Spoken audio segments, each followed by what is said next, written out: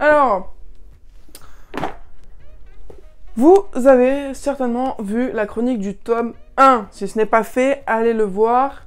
Parce que là, on va parler du tome 2. Dans la logique des choses, le 1 avant le 2. Pas le 2 après le 1. Donc, le tome 2, La dépouille du lac d'Élodie Champy, Chat Noir. Alors, je l'ai lu, du coup, en 4 heures. Aussi. Il faut qu'on se pose 2 minutes. Hein? Il y a quelque chose que je ne comprends pas. Pourquoi nous faisons toute une couverture médiatisée sur des millions de livres qui, pour la plupart, ne se vendent pas ou font des bides? Et quand, dans le bas peuple, des auteurs écrivent dans leur petit coin, essayent de vivre de leurs œuvres, ne sont pas connus. Dites-moi. Dites-moi. Dites-moi.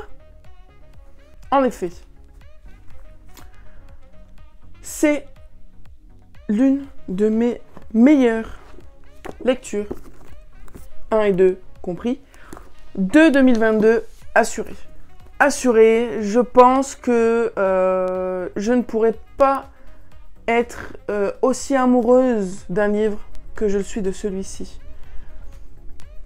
C'est vraiment une duologie qui a tout pour elle. Je viens de le finir et vraiment j'ai vécu cette histoire avec les personnages, donc je suis autant émue que la fin de ces personnages, parce que du coup c'est la fin de cette duologie.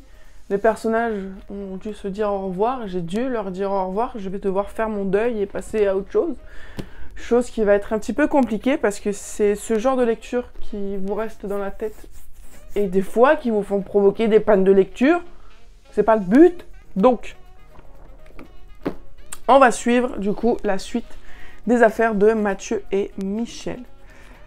Cette histoire va être d'autant plus meilleure que le premier parce que nous allons suivre 2, voire 3, 4 enquêtes en même temps, toutes reliées. Et ça, c'est vraiment kiffant parce qu'on voyage de partout. On voyage de partout, en France, en Laponie, en Suède, en Finlande, de partout. Partout. Et ça, c'est vraiment cool parce que ça crée un suspense de fou. C'est-à-dire qu'on va terminer un chapitre sur l'enquête qui se déroule en France. Le chapitre d'après, on va être en Laponie. Le chapitre d'après, on va revenir en France. Et du coup, après, on va repartir en Laponie parce que il y a eu des choses qui ont été découvertes en Laponie qui vont aider en France. Et puis en France, il s'est passé quelque chose. Enfin bref, c'est d'un...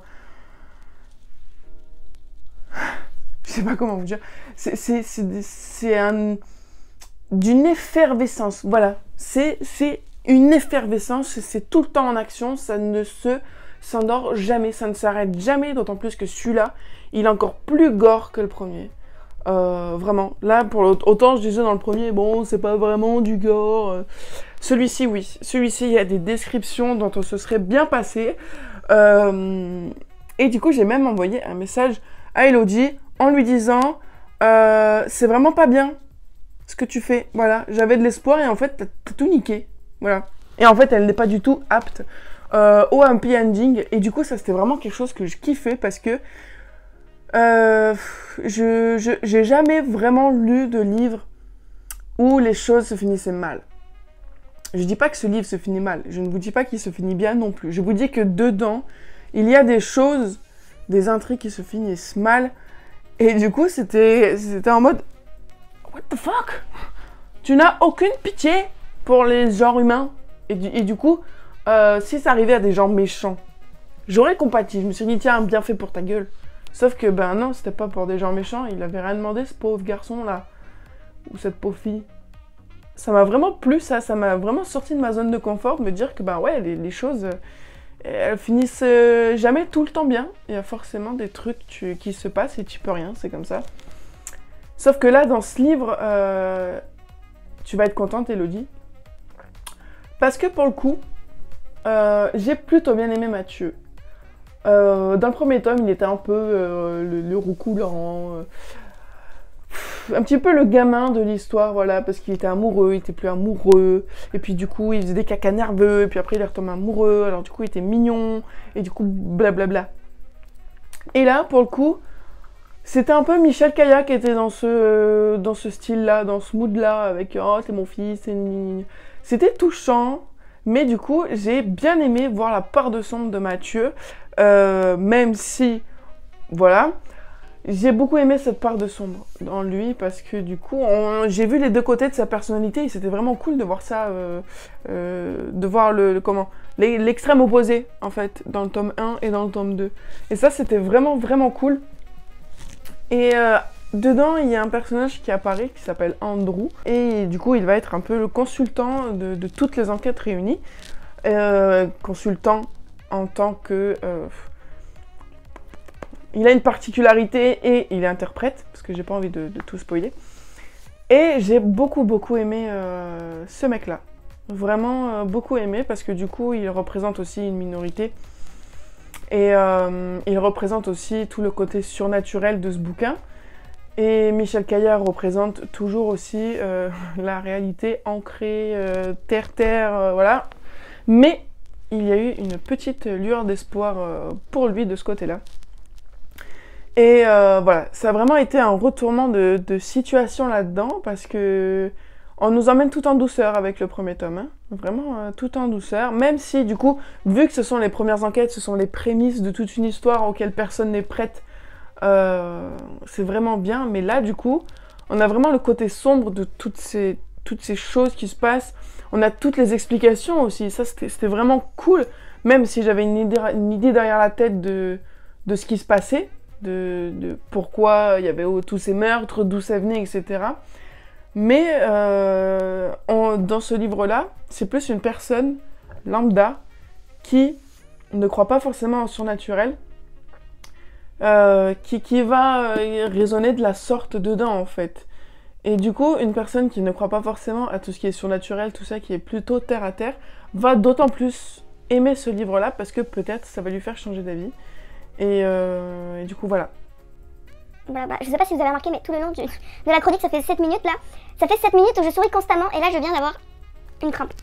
Voilà, c'est pas sexy. Mais à force de sourire, ça fait mal. Et donc du coup, comme je l'ai dit dans le premier tome, c'est pareil pour celui-là,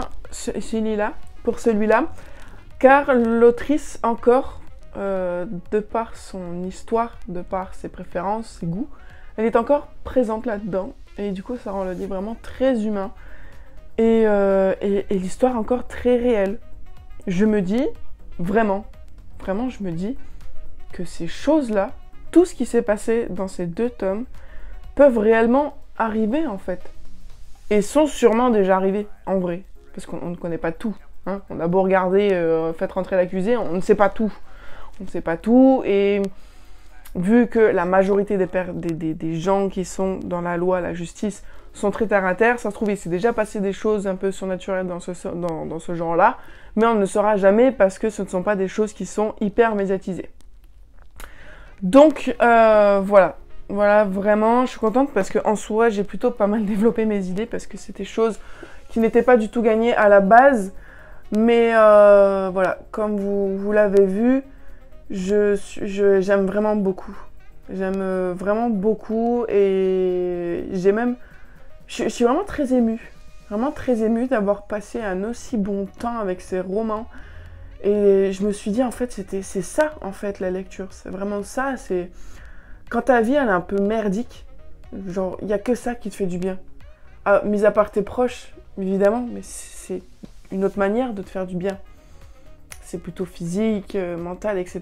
Là, c'est vraiment quelque chose de peu plus psychique et imaginaire, parce que c'est toi et tes livres, et la façon dont tu veux les interpréter.